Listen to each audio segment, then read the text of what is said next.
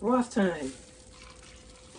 Now, same thing. We're only going to be filling up to an inch. We're going to leave an inch of headspace. Okay?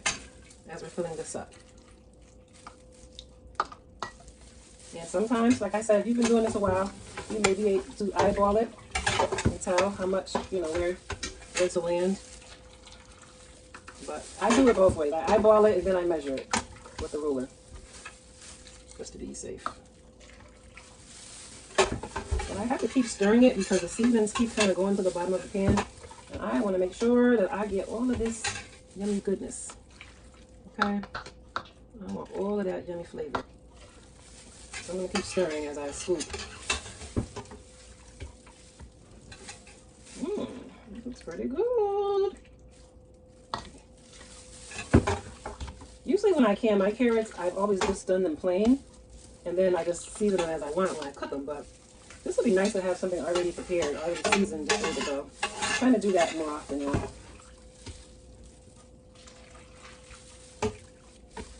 So that I can truly just pop open the can and heat it up and go.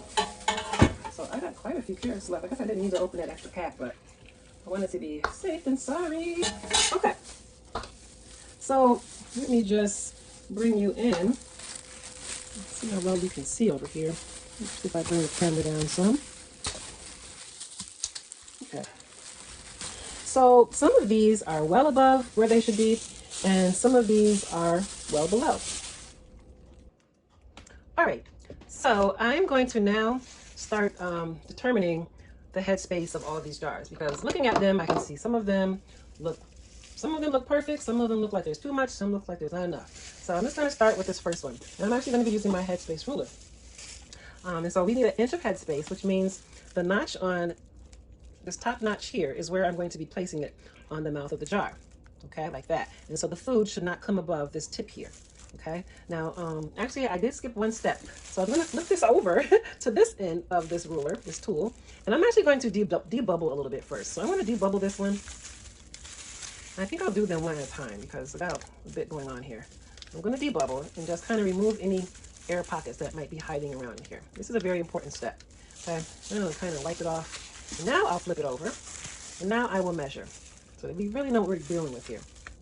So now it looks like the tip here is kind of sticking down into the food, which means that I've got too much liquid. We really want the food to just touch the tip. So I like to use this little baster and just remove a little bit of the liquid. It works for me. You can use a spoon. Okay, see, that looks perfect. So I'm just going to put that juice over in the pot there. This one looks perfect. All right, so I'm going to move on to the next one. I'm going to debubble. Okay, just go around a few times the interior. All right, and flip it over and now measure. This one looks pretty good. Actually, it is kind of touching. It's like it's dipping down into the water a bit. Yeah, I'm going to remove just a smidget. You really got to be careful because it's really only a smidget. So sometimes you wind up taking out too much, you got to put back. Like now, I just took out too much. I'm going to put a little bit back in there. Boom, got it. All right, perfect. So this is kind of where the, the science kind of kicks in and the math and the kicks in a little bit. You really want to be precise with this. You don't want to skip this. You don't want to wing this part. Okay? All right, so I went ahead and debubbled. I've got everything kind of moved around. And we're going to go ahead and measure. Once again, this one is a little above. I'm going to take out some of that liquid with my baster. Okay, that looks perfect. Hoping you're getting a good view of what's happening here. All right, now this one, same thing. You bubble. And when you do this, your food kind of moves around a little bit. And oftentimes, you get more room. Sometimes you can wind up adding more food. So just those bubbles get out the way and it clears up space. All right. This one looks a little... I'm going to actually remove this one carrot. Okay, because it looks like it was above the line. Okay. Yep, a little bit too much liquid in this one as well. So just take a little bit out. Still a little bit too much. Okay. Yep, perfect. All right. Now this one, I don't know how well you can see this. You can clearly see the liquid is all the way up to the rim of this jar. So we know that we have to remove some liquid from there, right? So I'm gonna go ahead and take a little bit out now before I even debubble, just to get some of that juice out the way. Okay. Now I'm going to go ahead and debubble and see what I end up with. That liquid is still very high. See that? I may even need to take out some carrots. I'm going to take a few carrots out. That might be enough. All right, so that's still very high. I'm going to show you with the ruler. I'm going to put it on that notch there, and then you can probably see that it's down in that liquid. And we don't want the tip down in the liquid. The tip should be right at the liquid or the food product. Okay, so I got to take some more liquid out. I'll just take out one extra carrot. That might be enough to move things around, get things in a good place. Try it again. Take out a little more. And this, this happens. This is literally part of the process. You take more time doing this than anything else. Oftentimes. It depends on what the recipe is. Okay, that looks good. All right. All right, see bubble back here. Okay, this I can tell has way too many carrots in it. They're sticking out the jar, as you can see. I'm gonna take a few out. That might be good. All right. Go ahead and measure. That's pretty good. Give it another try. Make sure things are in their place. Right, let's measure. That's pretty good. That's pretty good. All right, next one. This one again looks a bit, I got a carrot sticking out here. The liquid is, almost to the top. So definitely I was kind of overdoing it as I was, filling up these jars. But it's okay. This is how it goes. I'm going to take a little liquid out because I haven't debubbled yet. All right, let's debubble. Just moving around a few times. Get those air pockets out. All right, now let's try this.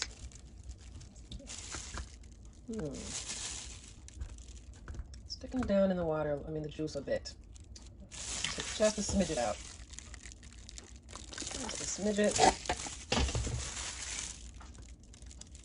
Looks good, perfect. One more. Okay, debubble. This one looks like it's where it needs to be, but never know. I'm gonna measure. I think it could stand to use a little bit out, a smidget. I got a lot of carrots left over for dinner, so and they're already seasoned, ready to go. So okay, so that's perfect. Okay, there we go. I went ahead and grabbed myself some distilled vinegar, excuse me, and I poured a little bit in a bowl here. And I've got a very clean, brand new paper towel. I'm just going to dip it in here and squeeze it out, get all the liquid out, and I'm going to just go around each rim of these jars and just wipe around them. We want to make sure that we're cleaning off any debris that could be on the jars that could prevent our jars from sealing. All right, so you can even see there's a little bit of orange taint, probably from the broth, a little orange color there. We don't want anything on there. So vinegar, the white vinegar is excellent at cleaning up any type of residue on the jars. You could use hot water if that's all you had, especially with this recipe. Particularly when you're doing like a jelly or a salsa, the vinegar really comes in handy because it really helps remove the stickiness from the jars. Okay. All right, so it's time to prepare the pressure canner for the jars, okay? So what I'm going to be doing now is I've already washed out my pressure canner. I have my rack inside. Okay, so always make sure that rack is in there, or at least some type of towel. You could even put down a cloth in there, just as long as your jars aren't touching the bottom of the canner. All right, and so now I'm going to add some water to my pressure canner. So for my pressure canner, it calls for 3 quarts of water. Now, and it also calls for you to heat your water up a bit to about 180. Now this water over here is already very hot and probably about at that temperature. So what I usually do is I'll take a pitcher and I'll just fill it up with 3 quarts of water from this water, and I'll just transfer it over into my pressure canner. So I'm gonna just do that. There we go, that's 3 quarts right there.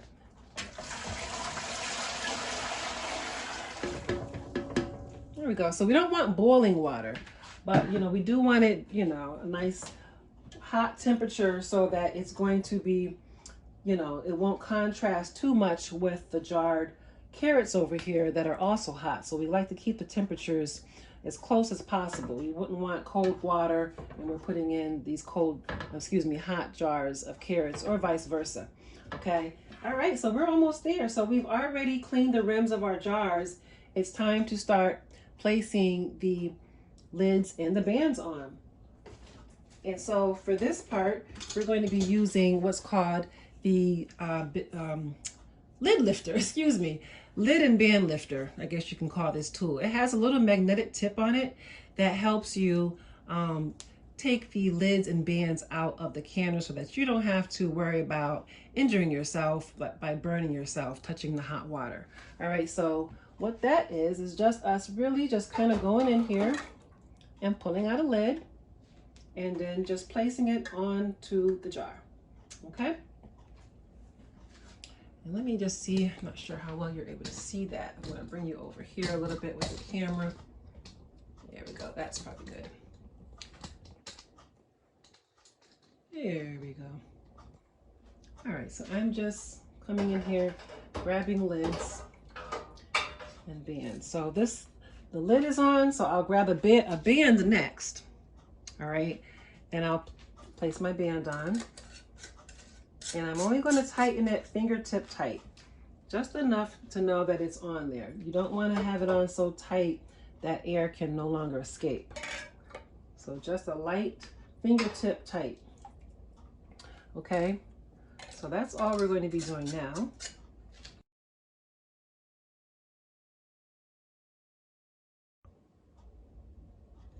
Okay, so I'm coming to the end of securing all the bands on my jars, just enough fingertip tight. I came to this last one and I noticed I was struggling to get it on, okay?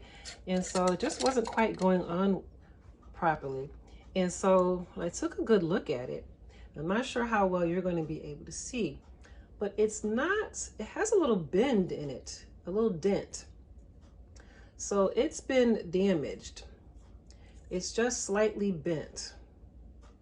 Not sure how, yeah, you see that there? It's not properly circular. So something has happened there. This may have been a used band and it may have just got tossed around too much and it's got a little dent. So I'm going to be tossing this one. I went ahead and grabbed another one. I have plenty of extra bands. So there we go. Boom. See how easy that went on? But the other one was struggling, and I'm glad that I didn't force it because you don't want to be doing that. They should easily go on. All right, so that we can make sure that we get a good seal. So look at this. They're all, they're filled. The lids and bands are on, and it is now time to get them over into the pressure canner. All right, so we're almost at the end here. So we are now ready to start loading our jars into the pressure canner, okay? So I've got my jar lifter, and remember, we're going to always place the rolly part on our hand to lift our jars, okay? And so I'm gonna go ahead and lift one up and place it into the pressure canner, all right? And one by one, simple as that. That's all we're doing, one by one. And let me bring you in a little bit so that you can kind of see what you're looking at, what it's looking like. Okay, let's see if I can maneuver with my left hand here while I hold the camera. All right, so there's our carrots. And I'm sorry about the poor lighting. It's not kind of a cloudy day here, but that's all we're doing. We're just lowering our jars into the canner. Okay, so we're all inside. Okay, perfect. So what we're going to be doing now is placing our lid on. Now I've already inspected my vent pipe. Very important. So this is very important. We always want to inspect our vent pipe to make sure that it is clear from any debris that could clog it up. So I do that a couple ways. I hold it up to the light to make sure that I can see directly in it. I also will get like a pipe cleaner and just kind of stick it through there to make sure there's nothing in there that could clog it. Okay, but I've done all of that. So I'm gonna go ahead and line my little V's up with one another. I used to struggle so much doing this, but it's so easy. So we're just gonna line up our V's and then we'll just twist it, close, boom. I used to be all over the place with this. I don't know why, but it's very easy. I'll show you again. It has a little V notch on there. There's also a V notch on this handle. So you just align them together, boom, and then we just twist it shut. And so that's locking it in place, okay? All right, and so now what I'm gonna be doing is going ahead and turning this up on high. And we're going to wait for some steam to start to come up. We're waiting for the venting process. So once we get a nice strong steam coming out of this vent pipe, we will set our timer for 10 minutes and let it vent properly for 10 minutes. And then after that, we'll place our regulator on. And I have two types. I have the weighted, and then I have this one here. And depending on how I'm feeling determines which one I'm going to use. I prefer the weighted, so I'll probably use the weighted one. So basically, we are just going to be waiting for steam to start to come out of the vent pipe here. We're looking for a nice strong steam. And once we get a nice strong steam and our vent lock has popped up as well, when those two things have happened, then we're going to go ahead and set the timer for 10 minutes and let it continue to vent for 10 minutes. After that, we're going to place on our regulator and wait for it to start to rock. We're looking for a nice steady rock. And once we get a nice steady rock with no interruption, that's when we'll set the timer for the processing time. And so for this recipe, it's going to be 30 minutes, okay? Now, if I was going to be using this regulator, then we would be going by the dial gauge, all right? And this will not be rocking. So what will happen is pressure will start to build up and this dial will start to creep up, unit by unit, I guess you could say. And so once it would get to the 11, just past the 10, that's when we can start the timer. So it would have to get to the 11 PSI and it would have to maintain there steadily. And so sometimes there's a lot of adjusting that we have to do to maintain that. We have to turn the heat up and down a few times until we get it right, which is why I usually prefer using the weighted gauge, because we don't have to do all of that. Just once this starts rocking, that's when we know that the pressure has built up and we just have to get it to a slow, steady rock. And it's just, for me, it's a little bit more easy, but either one is fine. All right, so that's all I'm gonna be doing now, waiting for a steady stream of steam. Okay, so we have a steady stream now. We've got a nice strong steam. The vent lock has popped up. And so when those two things happen, then we are safe to go ahead and set our timer now for 10 minutes, okay? And then after that 10 minutes is up, that's when I can go ahead and place my regulator on and get my regulator rocking at a nice smooth tempo. And then from there, I'll go ahead and set my timer for the required amount of time. And it's actually 25 minutes for pint-sized jars, 30 minutes for quart-sized jars. So, all right, so it has been 10 minutes, and so it's now time to place the regulator on. I have one of two regulators, okay? I'm going to be using the weighted regulator today. You can use either or, but I prefer the weighted, but either is fine. So I'm just going to go ahead and place this on. Boom, okay, very easy. Some people get very nervous about that.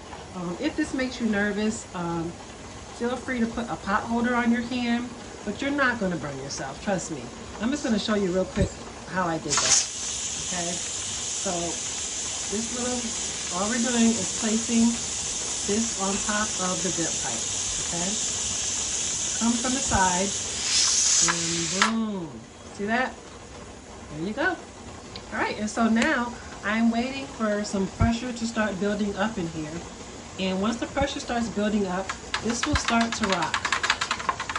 I'm going to start a little slow, then we'll go really, really fast. And basically, I'm hoping for it to get to a rock kind of steady like that. I'm going to try to get to a nice steady rock, okay?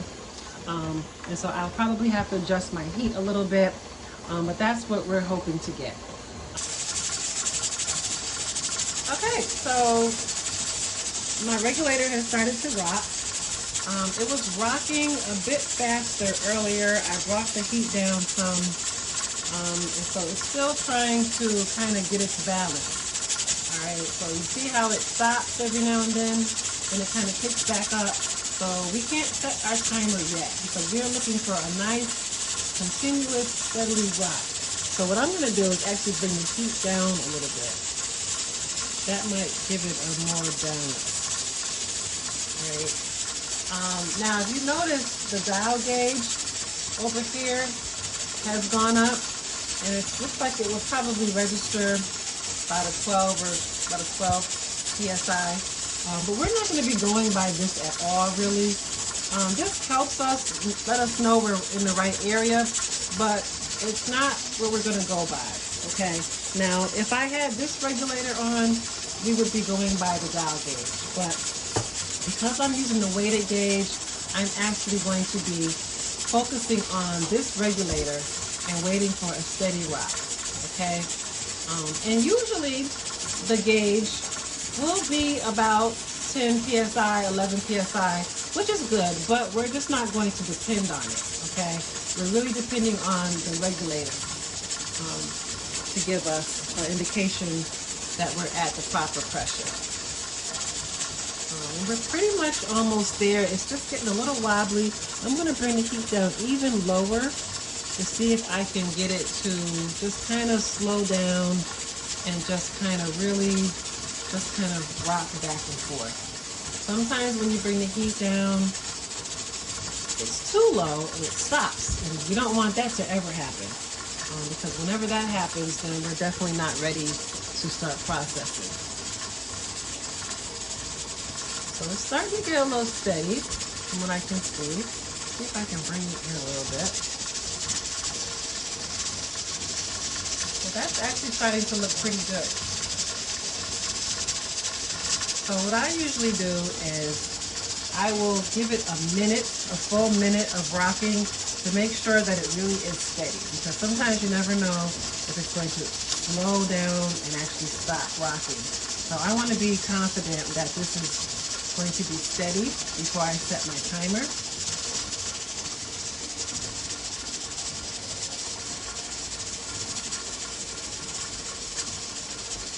I feel like I could bring it down just a little.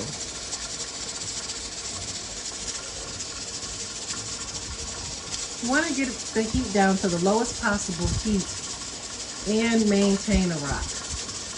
And sometimes that just takes a little bit of skill, a little bit of practice before you get it just right.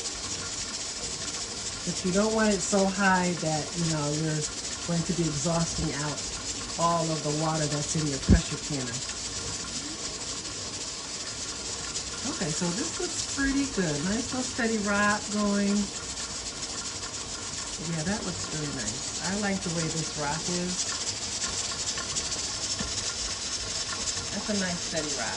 So at this point, I'm confident that it's going to stay where it's at. And I'm going to go ahead and set my timer now for 25 minutes. If for some reason I glance over and I notice that this regulator has stopped rocking altogether, I would literally have to get it back up rocking again, and I would have to set my timer back to 25 minutes again. So let's say my timer has gone down, I don't know, I've only got 10 minutes to go. And then all of a sudden I notice that my regulator, for whatever reason, has completely stopped rocking. Maybe someone came in and adjusted the heat, or for some reason the heat went down. I would have to bring that heat back up to get this regulator back at a rock, and then I would have to actually set my timer back to 25 minutes and start counting down again. Okay, so that's the only thing about that. that we want to pay attention to. We want to make sure that this regulator is constantly rocking. Because at any point that it stops rocking, we have to start our timer from the top again. Okay? Okay, so it has been 25 minutes, and so I have turned off the heat. All I'm doing now, I've turned off the heat. I'm going to wait a few minutes, then I'm going to put it on the back burner so that it can start to cool naturally. And then after that, I'm going to be waiting for this vent lock to go down, and that's an indicator that the pressure has gone down inside. Once that has happened, I'll give another 5 minutes, and then I'll remove the regulator. And then I'll give that another 5 minutes, and then after that, I can go ahead and take the lid off. Now, there will still be a lot of steam still inside, so I'm going to be careful when I take off the lid and make sure that I open it away from me so that the steam goes that way.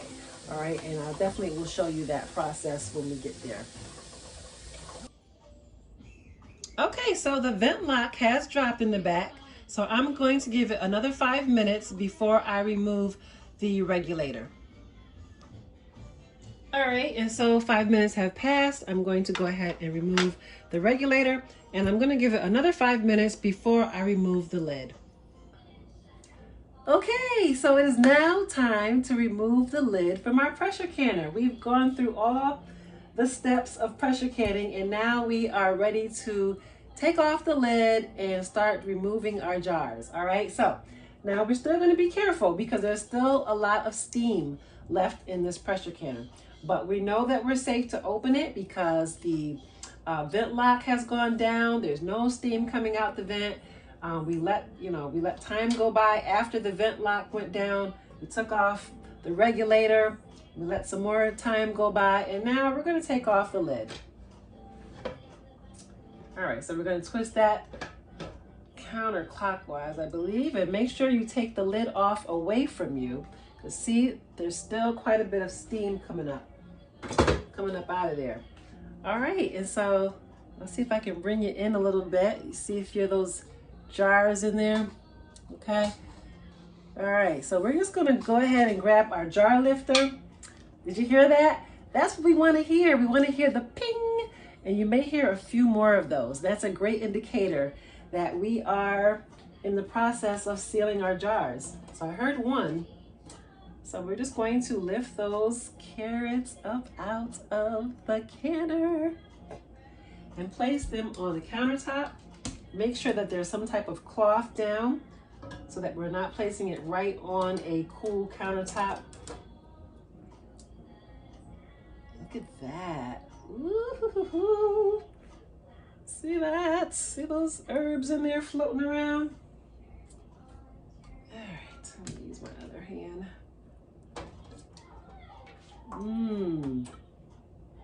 Some of it must have kind of seeped a little bit because I can kind of smell it. And they smell delicious. Just a little bit. And so basically, we're going to place these on the counter and undisturbed for about 18 to 24 hours because they really are literally still processing. Look at the bubbles. You may be able to still see the bubbles. It's literally boiling. So the temperature in this pressure canner gets between 240 to 260 degrees Fahrenheit. And that's the temperature that we need to kill off bacteria in low acid foods like carrots. That's why we have to use the pressure canner when we are going to be canning carrots, because that is a low acid food. All right. That's all of them. I heard another ping. Did you hear that? And you may hear some more. They usually take their, they're usually pretty quick, but sometimes they take their time. And that's it. We're going to just leave these on the counter. And then tomorrow we will test the lids, but we're not going to touch them now. We don't want to disturb them. But tomorrow we will test our lids to make sure that they all sealed. If for some reason one didn't seal here or there, we'll just put it in the refrigerator and just eat it when we're ready. Other than that, I hope that you found some value in this. I hope that you enjoyed this. So if you found any value in this video, please like it and shoot me a comment, and definitely subscribe and turn on your notifications so that you'll know when my next video uploads. All right, so thank you for tapping in. Let's can while we can. Peace, y'all.